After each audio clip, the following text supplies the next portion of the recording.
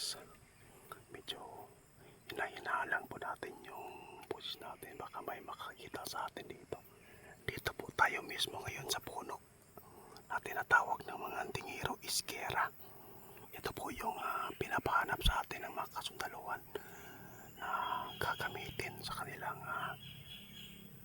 pangontra sa mga kalaban. Kapag mayroong ganitong dahon, hindi ka na matatablan na. Ito po yung tinatawag na anting-anting na dahon guys. Dito po natin nakikita itong puno.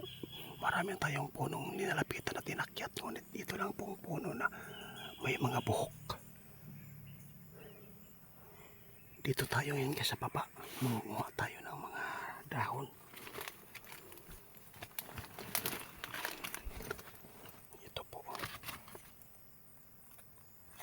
Ito po yung pangontra sa kalaban. Mangunguha tayo.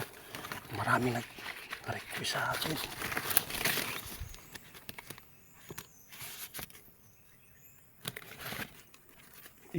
Ibilad lang natin to guys.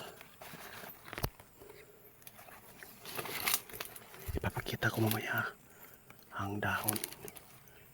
Kasi maraming mga dahon po na hindi na nahawakan ng buhok nila.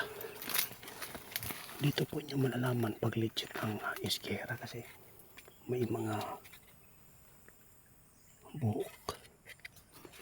Tatlo pa yung nakuha natin. Saan pa? Ayun.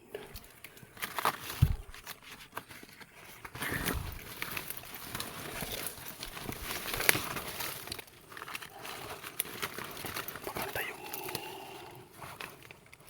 buo talaga po.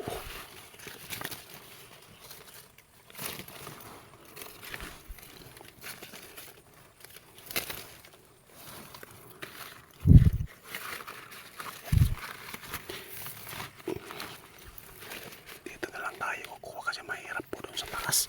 Baka malaglag pa tayo.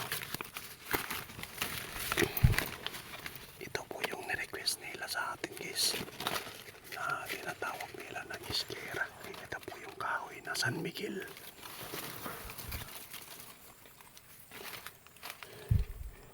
Ito na. Manguha pa tayo.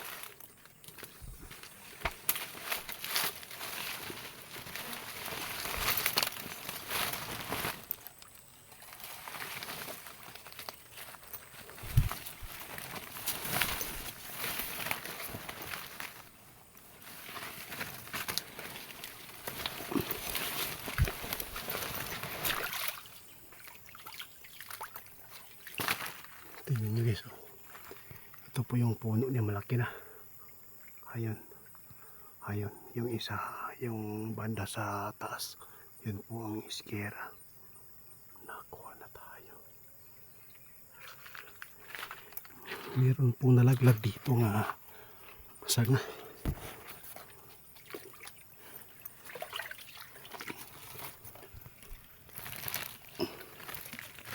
Ito guys.